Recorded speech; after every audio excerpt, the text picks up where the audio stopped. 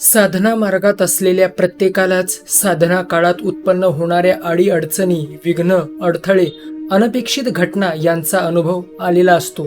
यात होते काय की आपण अमुक एक साधना करण्याचा निश्चय करतो, त्या दृष्टीने तयारी करत असतो. तोपर्यंत सर्व परिस्थिती अनुकूल असते किंवा तशी भासते. पण जसा जसा साधनेचा आरंभ करण्याचा काळ जवळ येतो तसे तसे एका मागून एक अडथळे येतात. तेव्हा साधक या अडथळ्यांना घाबरून एकतर साधना करण्याचा निश्चयच मनातून सोडून देतो, नसता परिस्थिती अनुकूल होईपर्यंत तो थांबतो.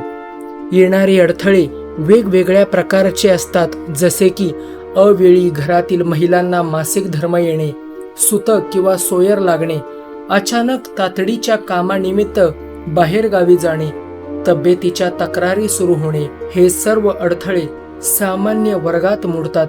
तर कधी कधी जीव घेणे अडथळे सुद्धा येतात, जसे की अपघात होणे, एखादा मोठा आजार उद्भवून हॉस्पिटलला भरती होणे. तर कधी कधी अनाकलनीय अडथळे निर्माण होतात, जसे की निसर्गातील बदल होणे, ऊन वारे पाऊस हे भरपूर होणे. हे झाले साधने पूर्वीचे येणारे अडथळे. पण जसे साधने पूर्वी अडथळे येतात, तसेच साधना काळात सुद्धा अनेक अडथळे निर्माण होऊ शकतात, जसे की आळस येणे, जांभया येणे, डोळे जळजळणे, अंग जड पडणे, अंगातून मुंग्या येणे, डोळ्यासमोर अंधारी येणे, चिडचिड होणे, मन एकाग्र न होणे, साधना सोडून द्यावीशी वाटणे, साधना काळात चित्र विचित्र दृश्य दिसणे, भास होणे, विचित्र भयानक स्वप्न पडणे, लैंगिक भावना उचंबळून येणे, लैंगिकतेविषयीचे स्वप्न पडणे, स्वप्नदोष होणे इत्यादी अनेक अडथळ्यांची तीव्रता साधनेच्या प्रकारानुसार कमी अधिक असते.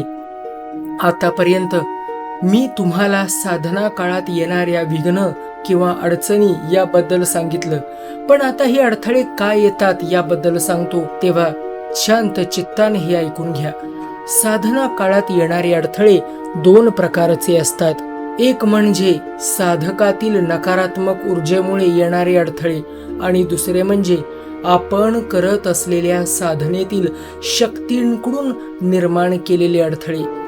साधकातील नकारात्मकतेमुळे हे अडथळे निर्माण होतात, कारण साधकात नकारात्मकता असेल तर ती त्याला साधना करण्यापासून रोखण्यासाठी अनेक प्रकारे प्रवृत्त करत असते. साधनेतून साधकात निर्माण होणारी सकारात्मकता मोठ्या प्रमाणात असते. जेव्हा साधनेतील सकारात्मकता व साधकातील पूर्वीची नकारात्मकता एकाच वेळी साधकाकडे येते, तेव्हा त्या सकारात्मक आणि नकारात्मक ऊर्जेमध्ये एक प्रकारची अदृश्य लढाई सुरू होते. साधकांमध्ये वाढत असलेली सकारात्मकता साधकांमध्ये असलेल्या नकारात्मकतेला सहन होत नाही, आणि त्यातूनही वेगवेगळ्या प्रकारचे अडथळे निर्माण होतात. साधकांमध्ये नकारात्मकता जेवढ्या प्रमाणात असेल तेवढ्या प्रमाणात अडथळे उत्पन्न होतात.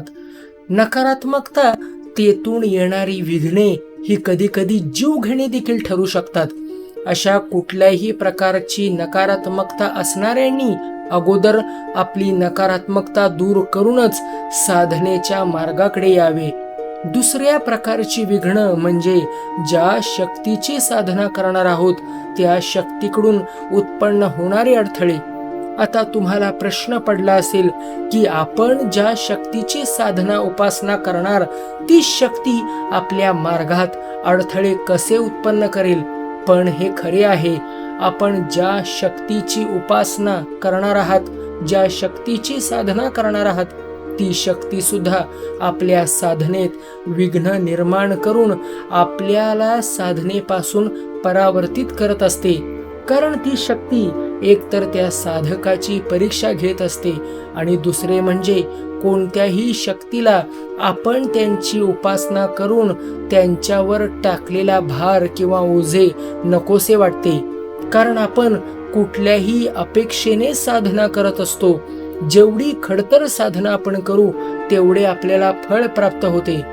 आता यामध्ये लक्षणीय गोष्ट अशी की ज्या प्रकारे नकारात्मकतेतून येणाऱ्या संकटापेक्षा शक्तीने निर्माण केलेल्या संकटांची तीव्रता कमी काळ टिकते, ही शक्ती थोड्या वेळापुरतेच संकट उभे करते. जसे जसे साधकाची तीव्र इच्छा, उत्कट भाव आणि साधना करण्याची जिद्द इत्यादी गोष्टी पाहून हळूहळू शक्ती त्याला मदत करायला सुरुवात करते. प्रत्येक साधनेत येणारे अनुभव, येणारे अडथळे आणि त्यांची होणारी फळप्राप्ती ही वेगवेगळी असते.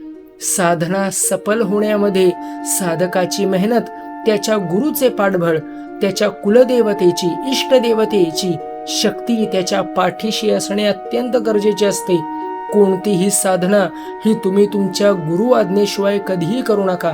आणि साधनेमध्ये येणारे बरेच अडथळे हे गुरूंच्या कृपादृष्टीमुळेच दूर होतात. तर अशी ही साधनेच्या बाबतीत विघ्न काय येतात आणि कोणते विघ्न येतात याबद्दल सविस्तर मार्गदर्शन साधकांनो या व्हिडिओमध्ये मी तुम्हाला केलं. ही जर माहिती तुम्हाला महत्त्वपूर्ण वाटली असेल तर कृपया या व्हिडिओला लाईक करा, चॅनेलला सबस्क्राईब करा आणि बेल नोटिफिकेशन आयकॉनला क्लिक करा, जेणेकरून भविष्यात अपलोड केलेले महत्त्वाचे व्हिडिओ प्राप्त होतील. अशाच महत्त्वाच्या व्हिडिओंसाठी आपल्या चॅनेलला सबस्क्राईब करा. आता आज्ञा असावी. इति श्री गुरु दत्तात्रेय प्रणमस्तु. श्री गुरुदेव दत्त.